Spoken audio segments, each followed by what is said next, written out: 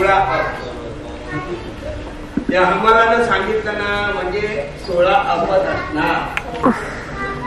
का कुणी आलं नाही ना? कुणीही आलं नाही आणि मला वाटतं कुणी येणारच नाही. असं कसं होईल? आपण दादर स्टेशन वरनं तार केली होती. काय म्हणाला? मी म्हटलं आपण दादर स्टेशन वरनं तार केली होती. तार माणसाच्या घरापर्यंत जाते, मनापर्यंत कधी जात नाही. असतात आणि मनाची बंदर 100 तारा केल्या काय उपयोग आहे का त्याचा?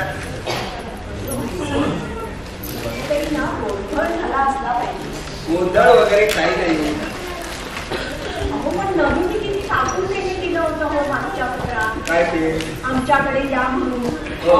ते काय सगळं खोटं होतं का? नाही ते खोटं नाही. आपलं पोकरू लिहिणार असत. पण काय ना सरकार या दुनियेमध्ये खरं कुठं खरं असत नाही. खरी आहे ती फक्त सोन आणि गैर. हो चांगले पाहुणे तेच असतात जे येतो येतो म्हणतात पण कधी येत नाही. आपण यायला निघालो आणि आपलं कौतुक उठलं.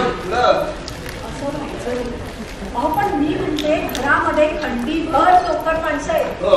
कोणीतरी आल्याशिवाय खाणार नाही. मी बाहेर जाऊन पाहू देते. कारकीला यायला का उशीर झालाय? हो या बघून. तुम्ही कुठेही जाऊ नका. नाही नाही मी इथेच बघतो.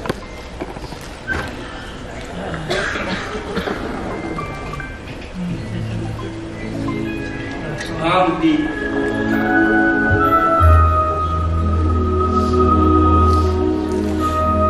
भवाने पुन्हा असा खेळ करतेस होय माझ्याशी? अगं कशाला आली होती त्या 17 खिडकीमध्ये आणि त्या आली आणि वर हात हलवून मला बोलवायला लागले. मी गाढवासारखा धावत 17च्या ताटाखाली आजोबा लडबडला असता म्हणजे बरं वाटलं असतं होय तुला? धाप धाप एवढं काही रागवायला नको हो. आता आली आहेस ना तर या चॉकलेटच्या गोळ्या घेऊन जा. तुझ्यासाठी आता पाठी काढलंय मी.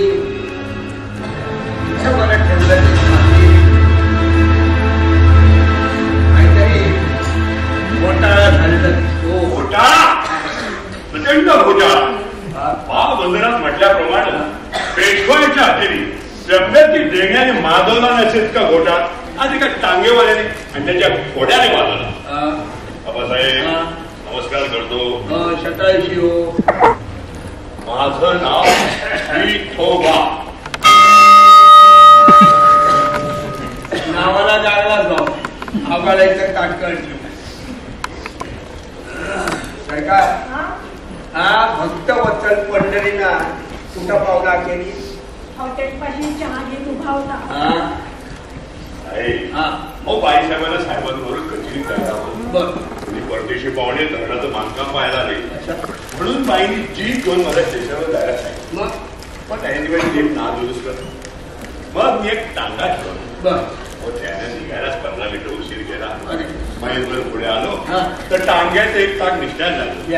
त्याची दुरुस्ती करून पुढे निघालो. तो घोड्याने सत्याग्रह पुकारला. अर्धा तास केला. मग ती भेटची आणि मेरू पर्वती गिळा नाही ना, वडवानला आणि समुद्र डाळा नाही ना, असे कर्णशरी कसं आहे अशी दारू शंका मनावर म्हटलं नाही. असा कोणताही शिवगर नाही ज्यावर खोरपण लावायला द्रोणागिरीचा आकडा नाही. हा द्रोणागिरी एका बैलगाडीच्या रूपाने माझ्या समोर आला. गाडीत बसलो आणि इथवर आलो.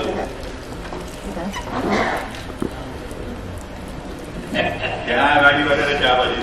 शाबास. महासागरात त्या अफवानी सुलतानीशी झगडणारा कोलंबो सुद्धा तुझ्या पुढे शर्मिंदा नाही. मला एक सांग, तू कोणत्या नाट्य कंपनीमध्ये होता? नटाला नटाची ओळख पडली. प्रथम मी महाराष्ट्रात होतो साहेब. बर. कोणत्या खात्यात? स्वयंपाक खात्याचं पण अजून मधून नाटकातही काम केलं असेल. पुढे बनवतात आणि शेवटी कंपन्या मोडल्या तेव्हा श्री कपालेश्वर कंपनी हिरो म्हणून काम करीत होतो. हो आता नाही गेले साहेब लोक हॅमलेट नाटक बसवत आहे स्पर्धेसाठी. त्या म्हणजे हॅमलेटच्या मेलेल्या बाबाचं काम मी करतोय. नाही कास्टिंग उत्पन्न जमलेला आहे. हा पण तसं संबंध मला आता एक आपण घरापर्यंत कसे बाबा पोचणार. अरे या भागातली सगळी वाहतूक व्यवस्था कोलमडलेली दिसते. मला वाटतं एक वाहन असमंतामध्ये अजून शिल्लक आहे. हो हा आता आपल्या गाडीचा आवाज साहेब बाईसाहेब कुठे आले दिसते. तुम्ही इथं थांबा मी पाहून येतो.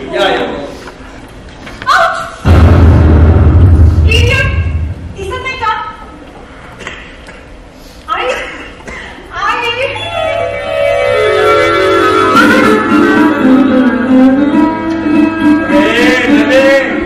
काढते मी उपाय एक्सक्यूज नाही नमस्कार करते. असू दे. अगं घंट्या ठेवल्यावर चिमणीच्या पिलांना अगोदर जीव द्यायची भेट घ्या मग फांदीवर बसलेला जीव बाप्पा. काय का नाही एवढी वाढलीच कशानं आजारी तिथं नोटीस का काढले. नमस्कार नमस्कार नमस्कार. आमचं गुपित आहे ते. अहो आपल्याला नाही ना सांगायचं. नाही काय झालंय काय झालंय माझ्या बकरीला. तुमची बकरी हल्ली डायटिंगवर आहे. काय म्हणतात पालक म्हणून जाते असं म्हणायला हरकत नाही.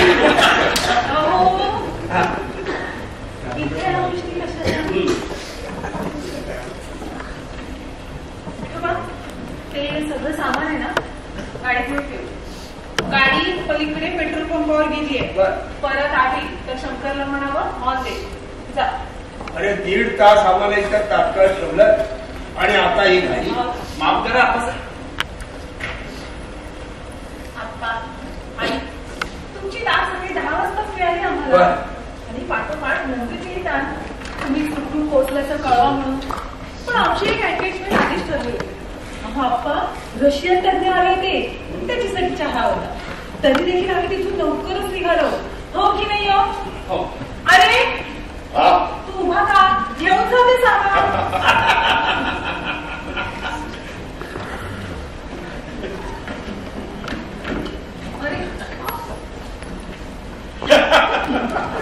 आणि हा आमचा विठोबा आहे ना इतका अजागर घरी आलो तर त्या जीपचा आणि त्या टांग्याचा सगळा गोंधळ समजला. आमचा विठोबा ना इतका अजागर आहे ना अप्पा रेस्ट हाऊसवर आम्हाला फोन करून कळवायचं हे सुद्धा माझे सूत्र नाही. नट आहे तो कलावंताचा डोका रान डुकरासारखं एका वेळेला एका दिशेनं जात.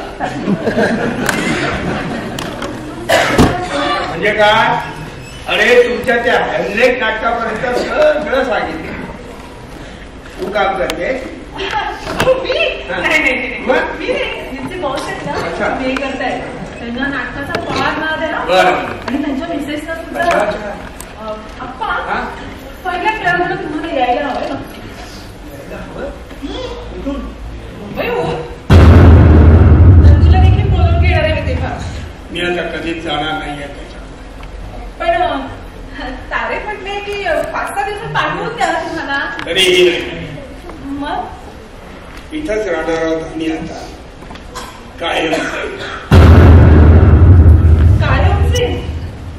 चिंता करू नकोस. नाही जिवंत आहोत ना तो बरं. मी चिंता केली नाही म्हणजे नंदूला नाही वाटेल. हो काही सुद्धा म्हणणार नाही. जा त्यावेळी तुमचं घर मोठं आहे ना. भरपूर मोठं आहे आणि पोरं जवळच आहे. पण ती कॉन्व्हेंट असतात बनवण्यात. हो म्हणजे घर नाही त्यात आपल्या भिंती आहे. मगाशी ना तुमचा गैरसमज झाला पाहिजे. तुम्ही आमच्याकडे जाणार कायमचे जाणार. खरंच हे ऐकून मला फार समाधान वाटलं. अहो जे आमचं आहे हे तुमचं आहे असं तुम्ही मानायचं.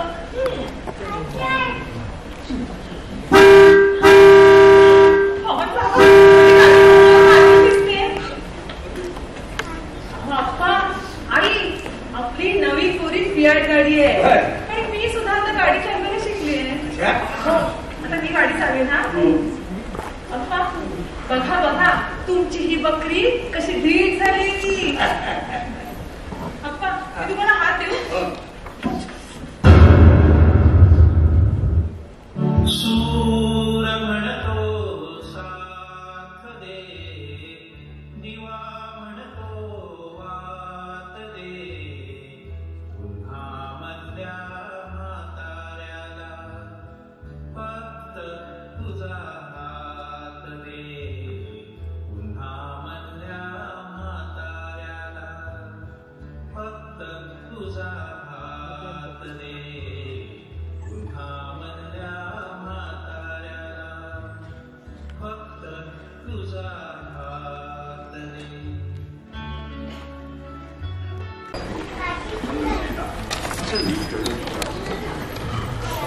या विचारी सकट जनावरानं 5व्या शब्दाने आणि कुटील डावाने माझ्या सत्वशील झालेल्या जाड कर्माला प्रवृत्त केलं.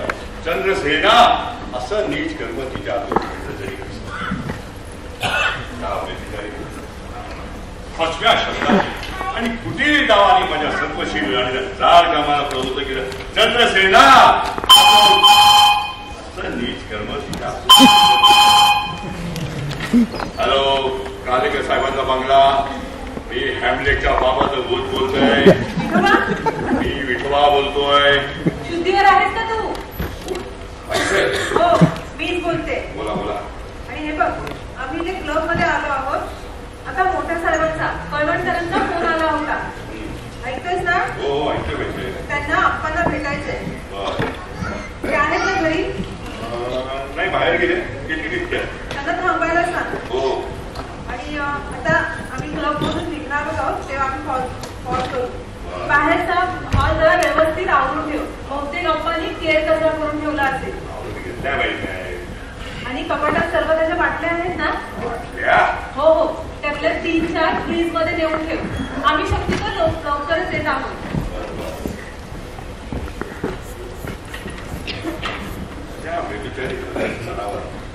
फसव्या शब्दाने आणि कुठेही डावाने माझ्या सत्वशील झालेल्या जाड कर्माला प्रवृत्त केलं. चंद्रसेना असं नीच कर्म तिच्या हातून घडलं तरी कसं. वा शपथ वाहा शपथ वाहा शपथ वाहा. ग्रस्त संबंध शांत राहा. गणपतराव बेडवलकर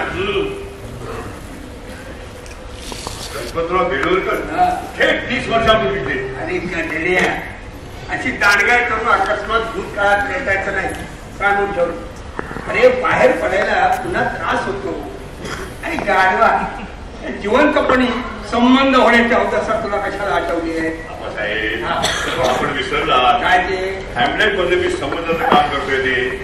हो त्याची जरा तालीम करीत होतो. अरे विसरलो. काय ना वय झालं माझं. कर तालीम करा. पण आपण एक काम कसं करायचं जरा. आणि 70 उलटलेला कुठला पण म्हातारा नजरेसमोर वय झालेली म्हातारी माणसं म्हणजे पिशाचं इकडच्या औषध मध्ये जागा मिळत नाही ना तेव्हा इथं वावरत असताना एवढं कर तालीम कर. पण आपण काय हो एक डिफिकल्टी आहे. आता काय पहिल्या अंकातल्या 5व्या प्रवेशाचा संबंध म्हणतो. काय त्या व्यभिचारी हलकट जनावर बर 5व्या शब्दाने आणि कुठेही डावाने माझ्या सत्वशील झालेल्या जाड कर्माला प्रवृत्त केलं.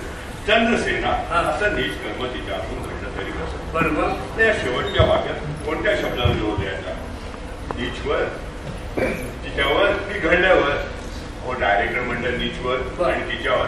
पण मी म्हणतोय घडल्यावर. आता आपण सांगा कोणत्या शब्दावर जोर द्यायचा? प्रत्येकावर देऊन बघ. जो मोडे तो सोडायचा आणि जो टिकेल तो धरायचा. आणि शेवटी बाबा तो धरावा लागतो कारण इतर सगळे तेव्हा मोडलेले असतात. नाही यायचं. याही गोष्टीचं मनन कर. आता या भजनच्या काळात मोठ्या होण्यापूर्वी सरकारला द्यायला हव्या. हा आणि बघ हे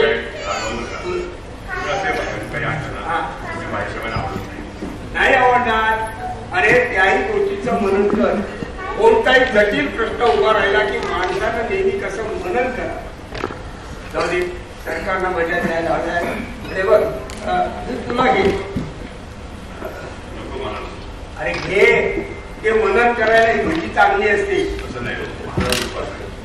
असं म्हणतोस. बरं बघ कर तुझी तालीम कर. सरकार सरकार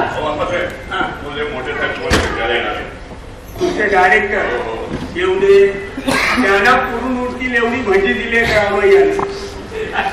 अरे भवानी विलास पटेल म्हणे. आता भवानीनं विलास केला तर याच्या काकात कधी ऐकलंय का. पण भजी करतो आणि उत्तम करतो. तू तुझा पाठांतर चोख कर. सरकार हो सरकार हो सरकार.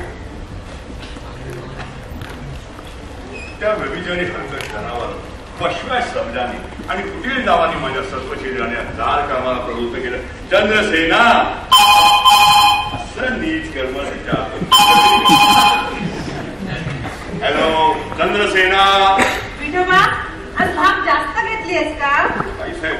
हो मीच बोलते. मोठे साहेब आले की नाही का अजून. नाही आप्पा. हो आले त्यांना थांबायला सांगितलंयस ना. हो. हे बघ आता आमची मीटिंग संपली आहे. आम्ही निघालोच आहोत. आणि सरबताच्या बाटल्या फ्रीज मध्ये ठेवून ठेवल्यास का. बाटल्या. अरे मगाशी काय सांगितलं होतं मी तुला. ठेवल्या ठेवल्या ठेवल्या. वेद्या त्या व्यभिचारी जनावर पशव्या शब्दाने आणि कुटील नावाने माझ्या सर्व शरीराने दार कामाला प्रवृत्त केलं. चंद्रसेना असं नीच कर्म.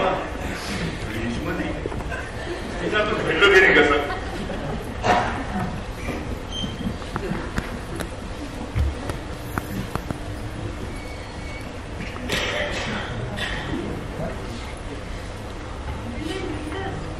असं नीच कर्म याच्यातून घडलं तरी कसं. Excuse me. हा कार्लेकर अजून आले नाहीत ना. नाही नाही it's okay it's okay. Club मधून येतीलच एवढ्या. Excuse me. खरं म्हणजे आपल्यालाच भेटायचं होतं. बसा.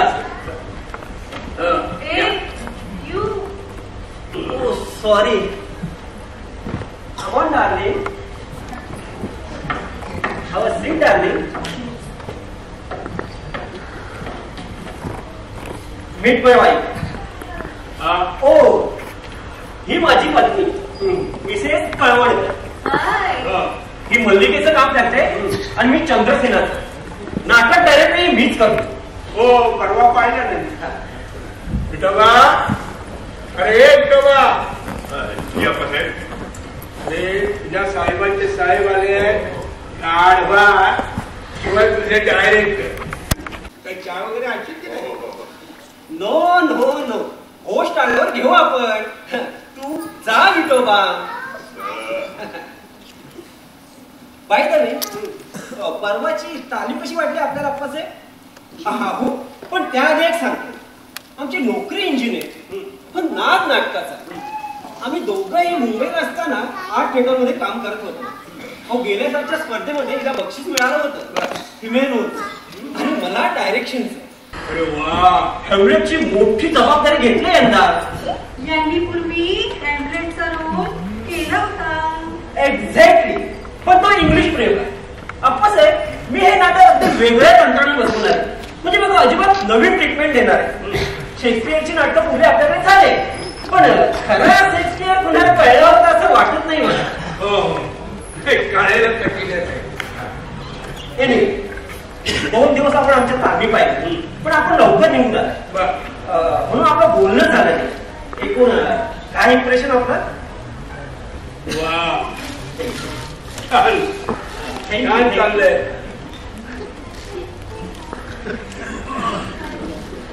आपण हॅम्लेट करत होता. दॅन एनी सजेशन म्हणजे काही सूचना असल्या. नाही म्हणजे काय कसं आहे. गंगेने कसं व्हावं हे ब्रह्मपुत्रांना सांगू नये आणि ब्रह्मपुत्रांना कसं व्हावं हे गंगेला सांगू नये. ते दोघी एका पर्वतातून निघतात एका समुद्राला जाऊन मिळतात पण दोघींच्या वाटा वेगळ्या. दोघींचे स्वभाव वेगळे, तेव्हा कुणी कुणाला सूचना करू नये म्हणजे झालं. ईश, असं कसं म्हणतात? हे नाटक आम्ही सरकारी स्पर्धेला देणार आहोत. अगदी टॉप प्रयोग व्हायला हवा. होईल होईल, अगदी टॉप प्रयोग होईल. अरे हो, आपण भजी घेता भजी? तो भवानी विलास हॉटेलचा रामय्या आहे ना. रामय्या? ईश, कसलं घाणेरडं दुकान ते. मीला वर्षातून एकदा तरी आंघोळ करतो की नाही कुणाच ठाऊक. मला पण नक्की ठाऊक नाही, पण भजी करतो आणि उत्तम करतो. जरा नो नकोय. मला वाटतं अप्पासाहेब आमची रिहर्सल तुम्हाला विशेष आवडली दिसत नाही. तसं नाही, पण आमचं नवीन स्टेज क्राफ्ट तुम्हाला समजलंच नसेल. तुमचं स्टेज क्राफ्ट? यस.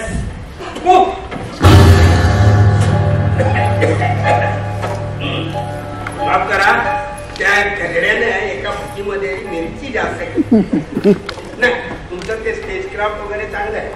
हा, पण तक्रार एका भजीची आहे. Yes yes, tell me. अरे पात्राची भाषणं कळत नाही. कोणी गुणगुणतो, कोणी फुटफुटतो, कोणी फुटफुटतो, तर कोणी नंतर आपल्या फटफट. त्याच्या लोकांना खडान ऐकू दे, समजेल असं कुणीही बोलत नाही. एक्झॅक्टली, हा नव्या दुनियातला फरक आहे अप्पासाहेब. अप्पासाहेब, मी हे नाटक मुद्दाम सब्जेक्ट टोन मध्ये घेतलंय. I don't believe in shouting. मला हे नाटक जुनाट पद्धतीचं आणि मेलोड्रामॅटिक व्हायला नको आहे. बरोबर आहे, अगदी बरोबर आहे. पण खरं भजी नको काय, थोडी घेऊन नको. यू वॉन्ट आधी? नको. हो, अरे नाटकवाल्याने हा विषय कधीही व्यर्थ मागता कामा नये. Look at me Appasaheb. Appasaheb, आम्ही सगळा सिम्बॉलिक सेट मांडणार. म्हणजे समजा जंगल दाखवायचं असेल तर एक झाड किंवा एक फांदी. बरोबर, एक झाड किंवा एक फांदी. या दरबार दाखवायचा असेल तर एक सोनेरी खुर्ची. या रात्र असेल तर एक फक्त दिवा, आणि स्मशान असलं तर एक फक्त खडगं. आणि हे सगळं वेगवेगळ्या लेखनाचं दाखवायचं ना.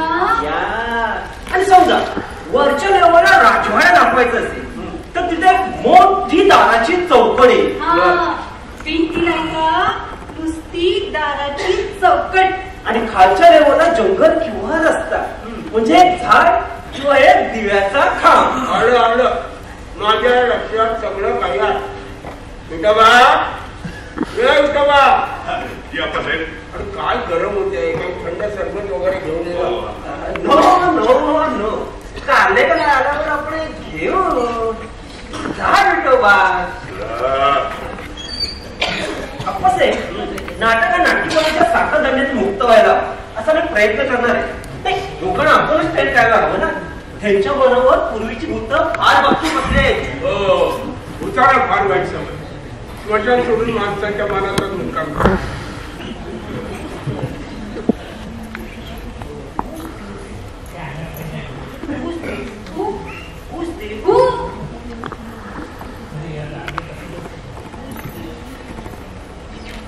Yes, I got it. Appasaheb, Ganpatrao Joshi पाहिलेत आपण? हो, पण माफ करा, गणपतराव, बाळ गंधर्व, केशवराव ही सगळी फाकळ रिझल्ट आहे. एका विकृत मॉर्बिड समाजासाठी निर्माण झाले.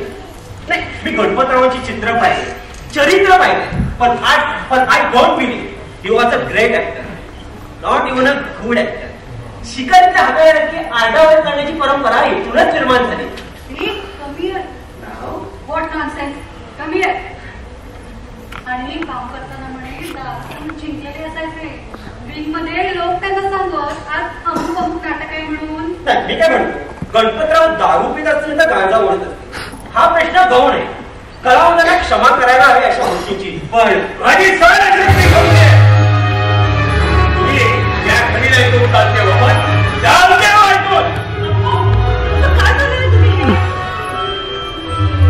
मला माहित आहे हे घर माझं नाही. तरी मी तुम्हाला सांगतोय इथून चालते व्हा. अरे माझ्या आकाशाच्या तुकड्यावर गणपतरावांच्या नावाचा शिक्का आहे आणि त्यांच्याविषयी असे शब्द. शांत व्हा, शांत व्हा. चला हे हळहळ No. प्लीज माझा ऐकून घ्या sir please. No, no. Old idiot, I am not going to tolerate this. Not again. Sir madam please थांबा. सर मॅडम प्लीज थांबा.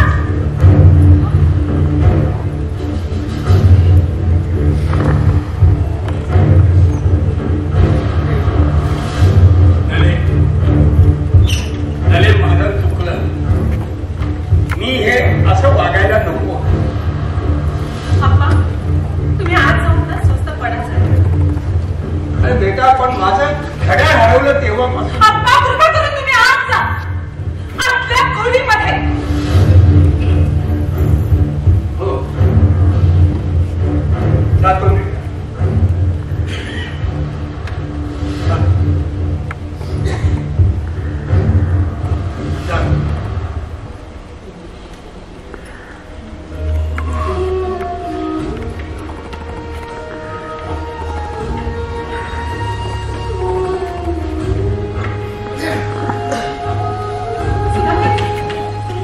तुम्ही राखूनच माझ्यावर. तुझ्यावर रागवण्याचं काय काय. मी आप्पाला इथे ठेवून घेतलं ना. हे बघ त्यात तुझं काही चुकलं नाही. You have done your duty. पण याचं काय परिणाम होईल. आपल्या घरामध्ये त्यांचा असं अपमान झालाय. ती माणसं फार अड्डेतिरपूर आहे. ती विसरायची नाही. काळजी करून बसणार. काही दिवस मी सहन करेन. परवणकरांच्या रागवण्याची सवय झाली मला. मला वाटतं होतं की दादा वहिनीचं काहीतरी चुकलं असेल. पण आता लक्षात यांना सामावून घेणं किती कठीण आहे. ही माणसं जगणं असह्य करतात म्हणून नंदने पत्रात लिहिलं होतं ना ते काही खोटं नाही. वेगळ्या दुनियेत राहिलेली माणसं आहे. आपल्या जगाशी जुळवून घेणं त्यांना हे अवघडच आहे. काळी म्हणजे सगळ्या गोष्टी सहन करता येतात असं नाहीये.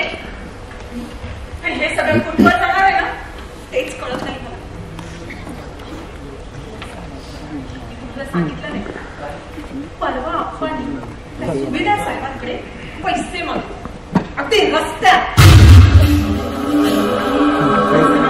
हो काही तासतंत्र राहिलेला नाहीये त्यांना आता. आणि ते त्याच्याजवळ पैसे काय मागतात. रस्त्यात कुठेही अड्डा घालून काय बसतात. कुणाजवळ काहीही बोलतात. आणि कसले त्या कच्च्या हॉटेल काहीही घेऊन घरी येतात. नशीब आपलं सुभाष आणि सुशील कॉन्व्हेंट मध्ये येते. खरंच आपण लक्षात घ्यायला हवं. आता पण हे दुसरं बालपण असतं. ते ठीक आहे हो. पण या दुसऱ्या बालपणासाठी आई कुठून आणायची. पाहिलं सगळीकडे त्या खाल्लेल्या भाज्यांचे कसे तुकडे पडले. अहो बोलणं कधी धड आहे का त्यांचं. की शिव्यांची सरबत्ती चालूच असते. घरात कुठे भरकटतील काय उचलतील याचा सुद्धा नेम राहिला नाही आता.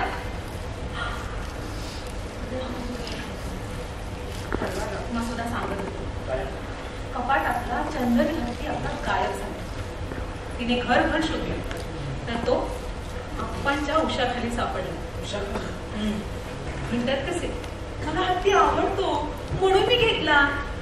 या घराला गोष्टी आल्या साऱ्या. काय करावं मला खरंच काही सुचत नाही. तुम्ही बोलत नाही. मला माहित आहे तुम्हाला किती त्रास सहन करावा लागतो. मी तरी काय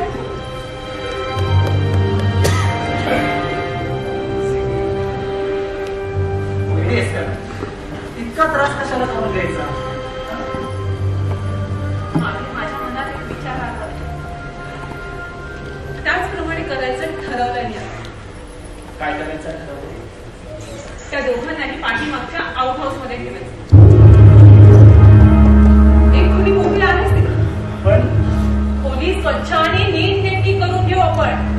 आई तर नेहमी बिछाण्यालाच खेळलेली असते तेव्हा तिची कॉट तिथंच न्यायला सांगते. आणि आप्पांचं सामान आहे. त्यांचं जेवण खाणं चहा पाणी सारं काही तिथंच होईल. विठोबा करील सार. पण आता या घरापासून त्यांना अलग करायलाच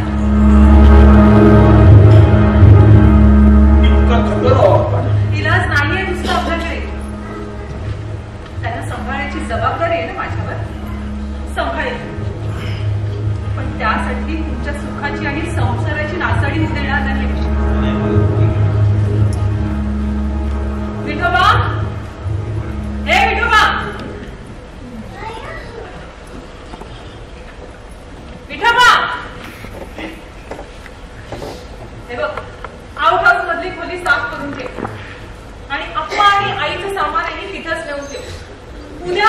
ते दोघेही तिथंच राहणार आहेत. त्यांचं जेवण खाणं चहा पाणी सारं काही तिथंच करायचंच तू त्यांना हवं नको ते नीट बघत जा आणि रखमालाही सांगून ठेव. जा.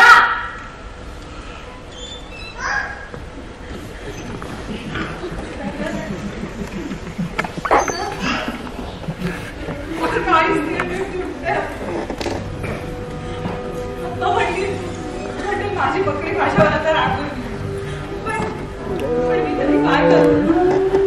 तुम्ही घरी आलं सुखाचं शांततेचं घर जर मिळालं तरी नाही सुद्धा हे सगळं आता केलंच नाही. हे सगळं केलंच नाही.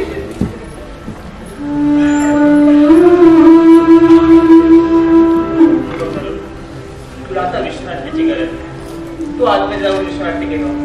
हे बघ काय करायचं नाही ते आपण उद्या आराम कर.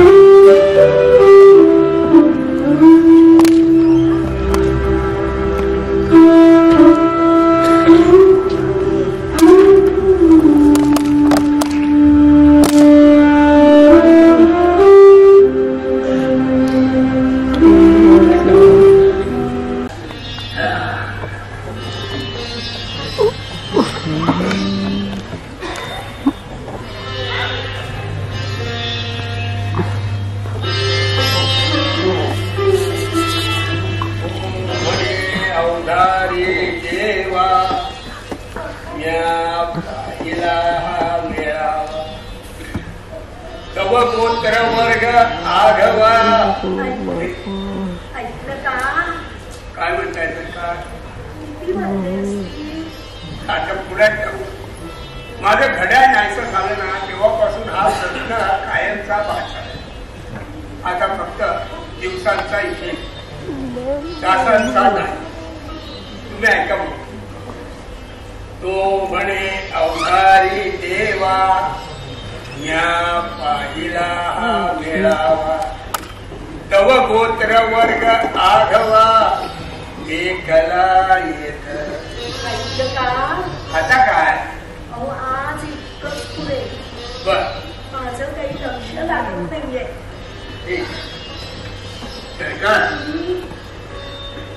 त्याची गंमत पाहिजे का? आपलं वर्तन सुधारावं म्हणून सगळ्यांनी संगनमत करून हा ग्रंथ आपल्याकडे पाठवला. पण अजून दुसरा अध्यायी संपत नाही. काय म्हणताय बोला. तर सांगते नाही आता आज की मला खूप बरं वाटतंय. वाटलं तरी बोलायचं नसतं. हो सैतानाची पिल्लं वरचणीला बसलेली असतात ही ऐकतात. तुझे देवाची पिल्लं सुद्धा वैचरणीला बसलेली असतील ऐकत असतील. ठीक आहे मग हातात हात घेऊन एखाद्या बागेत जायचा का आपण फिरायला. चेष्टा केली तर मी बोलणार असतील. राहिलं बोला. 4 दिवसापासून सारखा मनात विचार येतो. कोणता? आता सांगूनच टाकते. अहो कोणता विचार? आपण आता इथं राहू नये असं मला वाटतंय. मग कुठे जायचं आपण? आपल्या गावी जाऊ. मोरवाडीला. मोरवाडी. कावेरी तिथं तुला काही त्रास होतोय का? तुम्हाला समजत कसं नाही हो? समज सगळं समज. या अडगळ घरामध्ये आपले बाळ बिचारे आले तेव्हा सगळं चित्र कसं अगदी स्पष्ट. पण ही पोरं ना वाचण्यापेक्षा जास्त समजे. मनात काही असलं तरी बोलून दाखवत नाही. तेव्हा आपणही काही कळलंच नाही असं दाखवावं आणि हाताला लागेल ती फांदी धरून लोकलत राहावं यातच छानपणा. इथं राहून माझी तब्येत काही सुधारायची. हो आणि वाणीला सुद्धा हे अगं इतका मोठा डॉक्टर तिकडं पाहायला सुद्धा मिळायचं नाही. तिथं कपड्यात शिरलेल्या पुसळासारखे झालो आहोत आपण. त्या पुसळाचा काटा होण्या अगोदर आपण इथून बाहेर पडावं शांतपणाने. नव्याचे 9 दिवस केव्हा संपून गेले. पूर्वीसारखं एकत्र बसणं नाही, रागावणं नाही, थट्टा मस्करी तर नाहीच नाही. 4 दिवस कुणाचं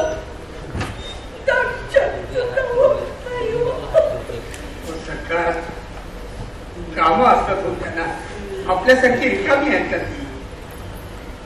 मला हे समजत का नाहीये. हे बघा, वर सगळं बरं आहे ना, तोपर्यंत आपण हे घर सोडावं. आपणही कुणाचा अंत पाहतो. आपण दूर झालो, वाडीला जाऊन राहिलो तर त्यांच्या प्रेमाला पारखं व्हायचा प्रश्नच येत नाही. प्रेम टिकायला देखील माणसं ही दूर असावी लागतात. बरोबर आहे, अगदी बरोबर. माझ्या मनातच बोलला. आपण वाडीला गेलो तर सगळ्या गोष्टी कशा सुरळीत आणि सुखाच्या. नदू माझं लाडकं पोटू आनंदानं नाचत बघणं येईल आपल्याकडं. मग तिच्या त्या साळणी काढताना मोरवाडीच्या नदी चांगलं पुष्कळून काढेल. नंदा शारदा सुद्धा येतील. हो येतीलच. माझ्या ठबीला सरकारने ठबी काही केल्या माझ्या मनातून जात नाही. दिवस रात्र सारखी मला हाता मारीत असते. ही सगळी पोरं आली ना सरकार की मग आपण शेणाच्या अमरात चालतो. चांदण्या रात्री अंगणात जेवायला बसत जाऊ. बरोबर आहे तुमचं म्हणणं. आपण वाडीला ते वाडीतलं घडलं आपण कोणाला दिलं नाही ते बरं झालं. पण आता त्याची काय अवस्था असेल कोणाच ठाऊक. त्याची काळजी नको. अहो हे घर सुटलं ना की मग माझा बिछाना सुद्धा सुटेल. मग मी माझ्या हातानं घराच्या भिंती घेतील, जमीन सांगीन आणि घराला रंग देखील मीच देईल. एकदा का कमरेला पदर म्हटला की पोपट्याचा सुद्धा राजमहाल करीन मी. पण तुम्ही मात्र मध्ये मध्ये लुडबुड करायची नाही की माझ्या अंगावर ओरडायचं सुद्धा नाही. हो आधीच सांगून ठेवते. सांगितलंच ते बरं झालं हो. अगं पण तिथं जायपर्यंत ते माझ्या लक्षात राहायला हवं ना. माझी फार दिवसापासूनची एक इच्छा आहे. कोणती? मागच्या अंगणाला चांगलं कुंपण करू आणि तुळशी वृंदावन बांधू. तथास्तु. हा निघाला त्याचे पैसे आहेत माझ्याकडे.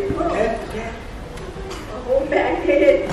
शिवाय 4 बांगड्या, 2 पाटल्या, कानातले हे आपण सगळं मोडू आणि एक शेत विकत घेऊ. आपण सरकार एक शेत आपलं गावी आहे अजून. अहो मग शेतीची अवजारं घेऊ, बैल घेऊ आणि मग तुम्ही स्वतः शेतकरी बनायचं. शेतकरी. छान. उमाठावर संसारा झाला की बैल घेऊन मी शेतावर जाईल. आता सध्या केशर कस्तुरीचा आश्वास स्टेजवर मी कधी गाडी म्हटली नाही. पण मोठ चालवताना म्हणे नाही जमलं तर नाट्याचे भाष्य म्हणेल मोठ्या मोठ्याने. मोठ चालली नांगर धरी काय वाटते ते करी. सूर्य माथ्यावर आला की बांधाच्या पाय वाटेला तू माझी भाकरी घेऊन ये. आपण सांगून ठेवतो तू यायला हवंस ना. गड्या माणसाला पाठवलं असता तर त्याला विहिरी ठरवून देईल. माझ्या रात फार वाईट असतो. माहीत आहे ना तुला.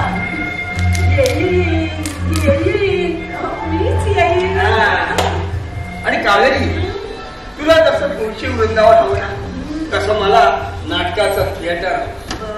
मागच्या पडवीला आपण थिएटर मी तिथं नाटकाची पुस्तकं ठेवली आणि मग मोठमोठ्यानं नाटकातली भाषणं म्हणे. मग कान पिट्टा कुरकुर करायची नाही, ती कटकट सुद्धा करायची नाही. नाही करणार. अरे गेल्या 50-60 वर्षात एक गोष्ट तुला सांगायची राहून आज सांगणार. कोणती ती? मला फार आवडते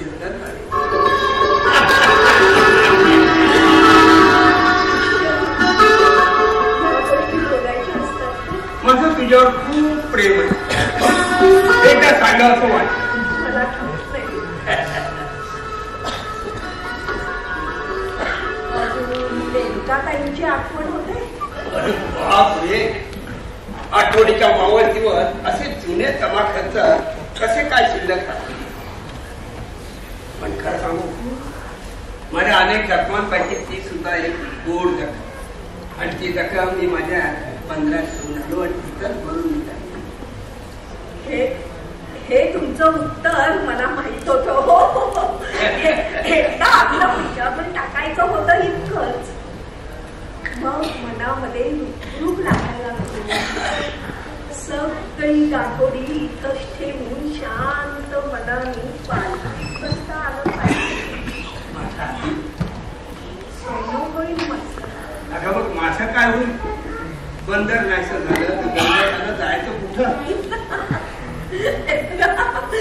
मी काही एवढ्यात जात नाही आणि कुणालाही जाऊ द्यायची नाही. पण आपण मोरवाडीला जायचं नक्की ठरलं ना? नक्की नक्की नक्की ठरलं ठरलं ठरलं. शपथ वाहा, शपथ वाहा, शपथ वाहा. हो, मी शपथ वाहतो. मी मोरवाडीला जाईल.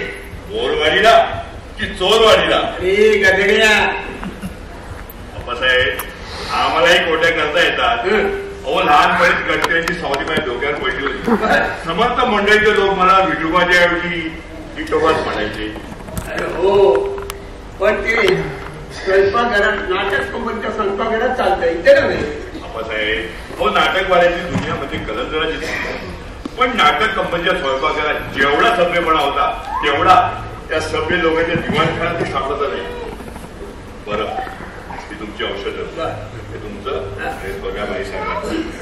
आणि आम्ही जातो पुन्हा शब्द घ्यायला की आम्ही चोर नाही म्हणून. अरे पण अप्पासाहेब, आयुष्यात कसली चोरी केली असेल ना तर फक्त नाटकाच्या शब्दाची, बस. या पलीकडे. अरे पण तू चोरी केली असं कोण म्हणतंय तुला? चोरी केली आहे असं कोणी म्हणत नाही आणि चोरी केली नाही असंही कोणी म्हणत नाही. विठोबा, हे विठोबा. बाईसाहेब, विठोबा, तू इथे गप्पा म्हणत उभा राहिलास? हे बघ, असं तर काय, लॉन्ड्री मध्ये जा आणि साहेबांचे कपडे व्यवस्थित घेऊन ये आणि सुटकेस नेहमीप्रमाणे जरा व्यवस्थित भर जा. किती दिवसांनी येते ना आपलं लाडकं मुलगी. तुला एक गंमत सांगणार. तुम्ही आज कुठे बाहेर फिरायला नाही गेला? अगं नाही गेलो. का? तुझ्या आईला अजूनमधून लढ येते प्रेमाची संवाद करायची आणि मग बसावं लागतं आणि काहीतरी गुलकंदी बोलणं करावं लागतं. काय सांगताय हो पोरीला? बोलू नका. नाहीये आपली जरा बसते. त्याने 4-5 तासात फिरवली नाही तिकडं. आई, आमची काय भांडण चालली आहे ती दिसत नाही का तुम्हाला? गेल्या 10 दिवसात 10 पाहुणे येऊन गेले. घरातल्या कामांचा सगळा राम रगाडा आणि बाहेरचे उद्योग. जीव अगदी नकोसा झाला आम्हाला. काय शोधतेस बेटा? काही हरवलंय का तुझं? हो हो, माझ्या विणकामाच्या सुया सापडत नाही. सगळं घर शोधून झालंय. बस, म्हणजे आम्हाला नाशिकला जायचंय ना, म्हटलं येत्या जाता यांचा स्टाफ तयार करून टाकेल. तुम्हाला सांगावं आणि माझ्या सुया इथे कुठे सापडतायत का पाहावं. नाशिकला जा आणि मग परत कधी येणार? 2 दिवसांनी. तिकडे आमच्या डिव्हिजनल इंजिनिअरची बैठक आहे. ठीक आहे. अरे पण मग आमची गाठोडी? अहो विठोबा करील सारं अप्पा, त्याला सगळं सांगितलेलं आहे. ठीक आहे. हो पण आम्ही घरात तिथे निंदा फिरायला हरकत नाही. असं का म्हणताय हो तुम्ही? तुम्हाला कुणी बंदी केली आहे का? खरंच अप्पा, काल तुम्ही हॉलमध्ये पेपर वाचत बसला होता ना, तेव्हा कुणी आलं होतं का? त्याचा निरोप घेऊन त्यांचा शिपाई यायचा होता. नाही, कुणी आलं नाही आणि गेलंही नाही. अरे तुमची पोलादी कवाट लुटून एखादा दरोडेखोर पळाला ना तरी कोणालाही त्याचा भाग पत्ता लागला नाही. आई, ही तुमची बॅग आहे ना? परवा मी तुमचे कपडे पाठवले होते ना, कदाचित माझ्या चुकून तर सुया आल्या असतील. मी जरा पाहू का? सावकाश हो. हो, पूर्ण झालेली बॅग आहे. राहू दे नलू, मला वाटतं. राहू दे कशाला? एकदा मनाची खात्री करून घ्यायलाच हवी आहे. आई, काय काय भरून ठेवलंयस का तू ट्रंकेत या बॅगेत तुझ्या? अगं, आमचा जुना बाजार आहे त्यात. सापडतात का सुया? अशी वेगळी आहेस ना गं नगे तू. अगं ठेवले असतील आणि पाहतेस तू. नाही सापडत ना. नाही, मग उगाच इतक्यात बसले असतील तिथेच कुठेतरी. चला हो, चला. पहाटे निघणार. हो आई, आज कडक थंडी पडणार आहे असा इशारा आला. तेव्हा आणखी थोड्या वेळानं चादर आणून देते तुला.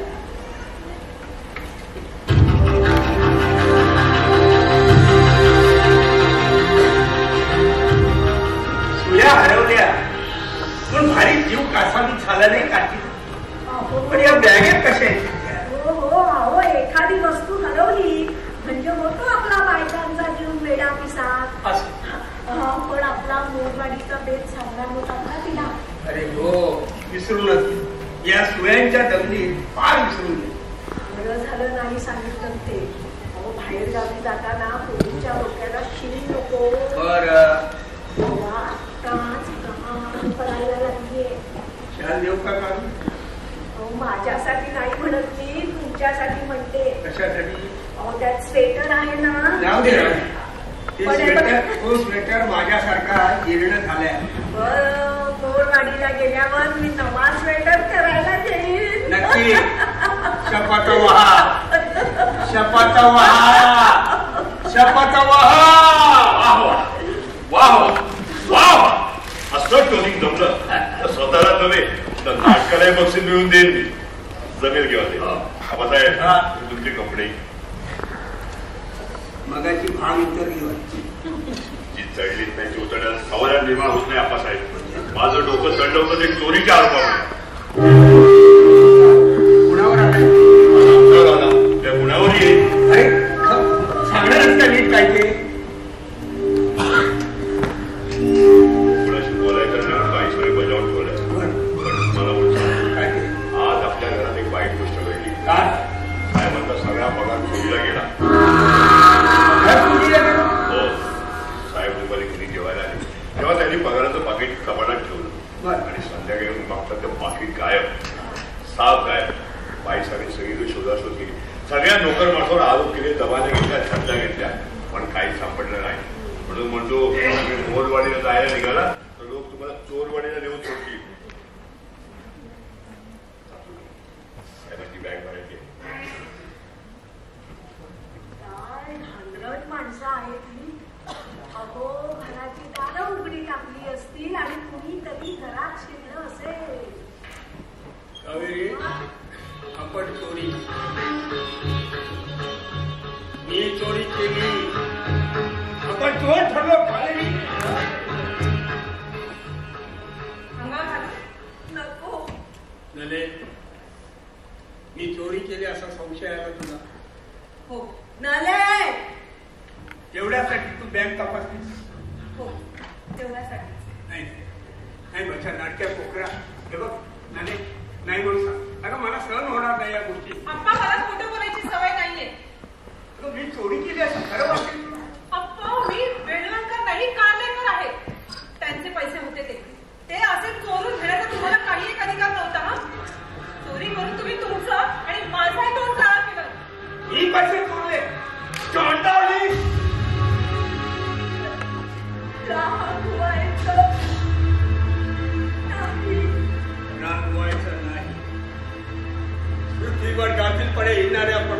कोणाच्या पाठीशी त्याचा खून करू पाहणारी ही अशी माणसं वावरत असताना रागवायचा नाही. तर काय हिला माहित आहे माझ्या क्रोधाला हात नाही, पाय नाही, लुडा मारणार तो वडाराने आपल्यावर चिडलेला डुकराचा झाड काढून गटारात चपटणार. अरे मी पैसे चोरले, मी चोरले पैसे. नाही सरकार नाही मी रागवणार नाही, पण तुम्हाला सांगतो मी रडणार सुद्धा नाही. डोळ्यात आसू आली तर डोळ्याच्या आकाराने संभाजित खेळे मारून, पण हिच्यासारखे आळे समोर रडणार नाही. मी पैसे चोरले, मी चोरले पैसे. तुम्ही चोरले, तुम्ही चोरले, तुम्ही चोरले.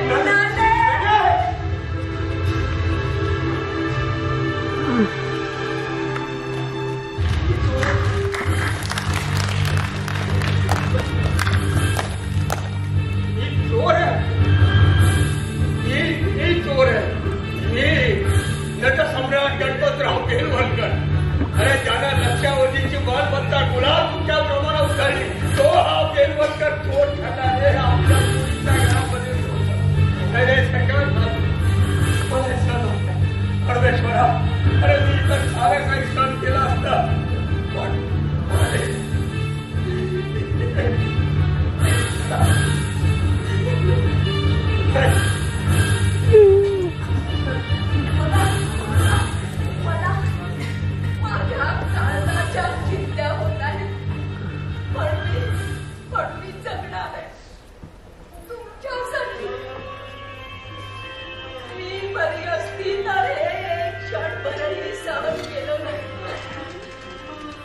नंदाच्या घरनं तुम्हाला घेऊन मी बाहेर पडली.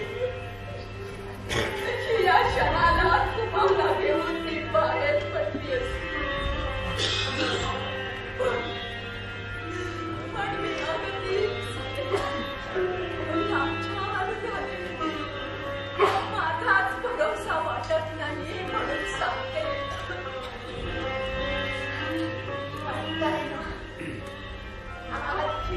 आपण इथंच काढू.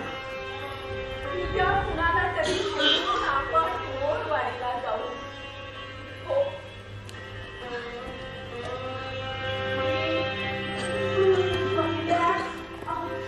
वधूकडे जाऊन येते. एकदा तिला पहिलं विचारते काय आहे ग तुझ्या मनात. आम्ही हे घर सोडून जायला तयार आहोत. कोणाचा अभद्र शिक्का आमच्या कपाळी नको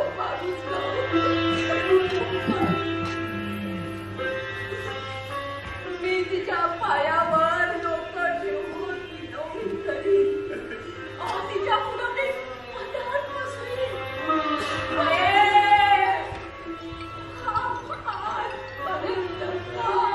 मागितलं नाही तुझ्याकडं.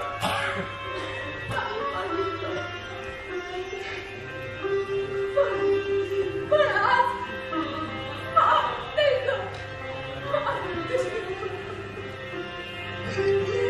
अगं एखादा माणूस ते आमच्या बरोबर आणि आमची मोरवाडीला पोचवायची सोय करू.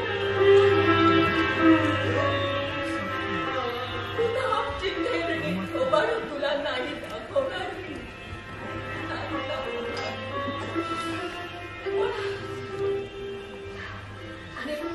आणि मला थोडं बरं वाटलं की मी वाटेल तेवढे सायास करी. मोरवाडीला गेल्यावर सुखा समाधानाचं देऊळ उभं करीन माझ्या या देवासाठी.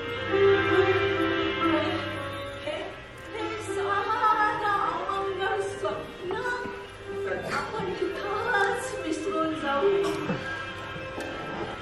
माझी पूज वाट राहिली.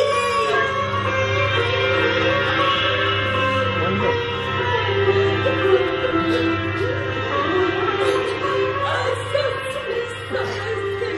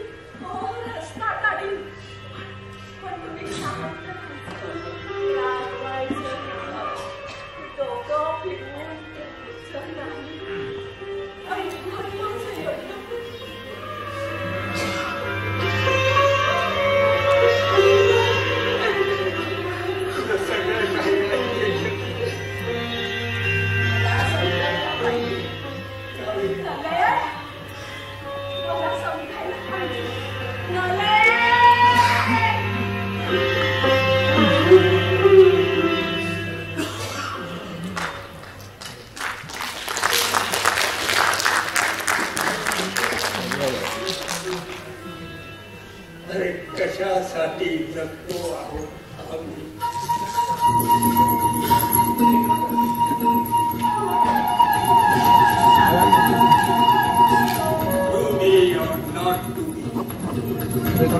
That is the question. जगावं राव हा एकच सवाल.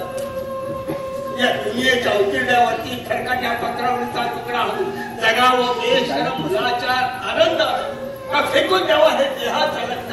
त्या कुंडळलेल्या जाणवेच्या यातने मृत्यूच्या काळ्या शाळा आणि करावा सर्वांचा शेवट एकच पत्र माझा तुझा याचा आणि त्याचा.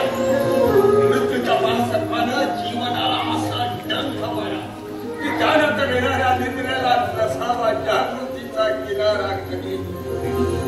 पण त्या निद्रेला स्वप्न पडू लागलं इथंच करते एवढ्या सत्राच्या अनोळखी प्रवेशात प्रवेश करायचा धाडस आम्हाला होत नाही. म्हणून आम्ही सहन करतो ते जुना जागेपण सहन करतो प्रेताच्या निर्जीवपणानं अभिमानावर होणारे ते बलात्कार अस्तित्वाच्या गाभाऱ्यात चाललेली सत्वाची कामाला आणि अखेर उभे राहतो खालच्या मानेनं दयेच्या विकेचा कटोरा घेऊन आमच्याच माने करायच्या.